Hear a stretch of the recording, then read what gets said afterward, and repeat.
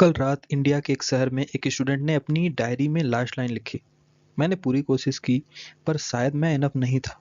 और फिर उसने अपनी लाइफ खत्म कर दी। ये सिर्फ एक स्टोरी नहीं है, ये हर साल हजारों स्टूडेंट की रियलिटी बन चुकी है। एक ऐसा सिस्टम जहां सपने बेचे जाते हैं और प्रेशर फ्री में मिलता है। इंडिया का कोचिंग इंडस्ट्री 58,000 करोड़ से भी बड़ा हो चुका है। लेकिन सवाल ये है, क्या ये सिस्टम स्टूडेंट को सक्सेस दे रहा है या उन्हें तोड़ रहा है? But the real truth is something most people don't know. दोस्तों, ये वीडियो सिर्फ कोचिंग के बारे में नहीं है। ये तुम्हारे, मेरे और पूरी एक जनरेशन के फ्यूचर के बारे में है। इंडिया में हर साल लाखों स्टूडेंट आईआईटी, नीट, यूपीएससी जैसे एग्जाम के लिए प्रिपेयर करते हैं, और उसमें से ज़्यादा लोग फेल हो जाते हैं। पर प्रॉब्लम फेलुअर नहीं है। प्रॉब्लम ये है कि उन्हें कभी ये बताया ही नहीं गया कि लाइफ में सक्सेस के और भी रास्ते हैं। पेरेंट्स अपनी लाइफ टाइम सेविंग लगा देते हैं, स्टूडेंट अपनी आइडेंटिटी एक रैंक से जोड़ देता है, और जब रिजल्ट नहीं आता तो सिर्फ मार्क्स नहीं गिरता, कॉन्फिडेंस टूट जाता है, और कभी कभी इंसान भी। इसलिए ये समझना जरूरी है कि ये सिस्टम काम कैसे करता है। दोस्तों, सब कुछ इतना कॉम्प्लिकेटेड नहीं था। 1980 से 19 में कोचिंग बस एक सपोर्ट सिस्टम था। स्कूल के बाद थोड़ी एक्स्ट्रा हेल्प। फिर धीरे धीरे एक शहर फेमस होने लगा, कोटा। वहाँ टीचर्स ने एक नया मॉडल बनाया, फोकस प्रिपरेशन, स्ट्रिक्ट डिसिप्लिन और रैंक ओरिएंटेड सिस्टम। और फिर आईआईटी और मेडिकल एग्जाम का क्रेज बढ़ते गया। 2000 तक कोचिंग एक नेसेसिटी बन चुका था, और 2010 के बाद ये पूरा सिस्टम कॉर्पोरेट बन गया। बिग ब्रांड्स, हैवी मार्केटिंग और करोड़ का बिजनेस।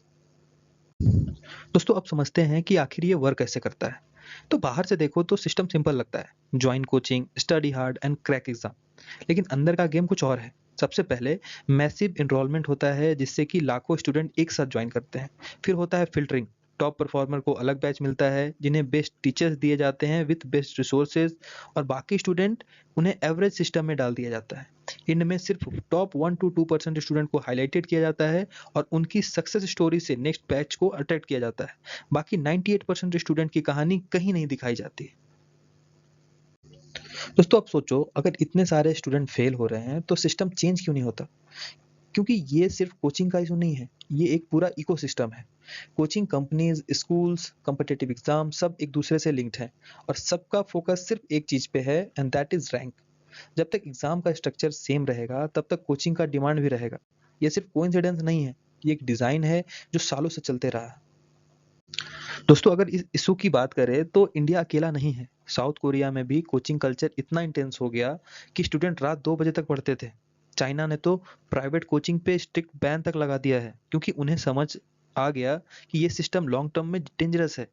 इंडिया में भी कोटे जैसे शहरों में प्रेशर इतना बढ़ गया है कि मेंटल हेल्थ एक सीरियस इशू बन चुका है। लेकिन अभी भी हम सिर्फ रिजल्ट देखते हैं, प्रोसेस नहीं। दोस्तों, अगर हिडन रियलिटी की बात की जाए तो this is where things become dangerous. System तुम्हें ये बिलीव कराता है कि अगर तुम फेल हुए हो तो गलती तुम्हारी है। तुमने मेहनत कम की, तुम स्मार्ट नहीं थे, तुम डिजर्व नहीं करते हो। लेकिन सच क्या है? सच ये है कि सिस्टम ही ऐसा है जहाँ पे मेजोरिटी लोग फेल होने के लिए ही सेट होते हैं। और सबसे बड़ा डेंजरस जो डैमेज देता है वो मार्क्स का नहीं होता है, वो आइडेंटिटी का होता है। दोस्तों, ये भी सच है कि कोचिंग के कुछ बेनिफिट्स भी हैं, जैसे कि स्ट्रक्चर्ड प्रिपरेशन मिलती है, कॉम्पिटिटिव का एक्सपोजर मिलता है। लेकिन प्रॉब्लम तब शुरू होता है जब ये सिस्टम एक ही डिफिनेशन बना देता है सक्सेस की। अगर तुम एग्जाम क्रैक किए हो तो तुम सक्सेसफुल, वरना तुम कुछ भी नहीं। और यही माइंडसेट सबसे ज्यादा डेंजरस है। दोस्तों, अगर फ्यूचर की बात की जाए तो आने वाले टाइम्स में कोचिंग और भी डिजिटल हो जाएगा। Apps, online classes, AI learning. लेकिन सवाल वही है, क्या सिस्टम चेंज होगा या सिर्फ मीडियम? हर साल हजारों स्टूडेंट प्रेशर में टूट जाते हैं, और कुछ लोग सिस्टम से बाहर निकलकर अपना अलग रास्ता बनाते हैं।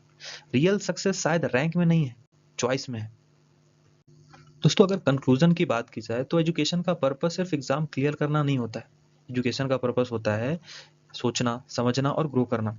अगर एक सिस्टम तुम्हें तोड़ रहा है तो शायद प्रॉब्लम तुम में नहीं, सिस्टम में है। अब डिसीजन तुम्हारा है, क्या तुम इस रेस का पार्ट बनोगे या अपना रास्ता खुद चूज करोगे? और एक लास्ट सवाल, what do you think about this system? Comment में जरूर बताना। Thank you so much.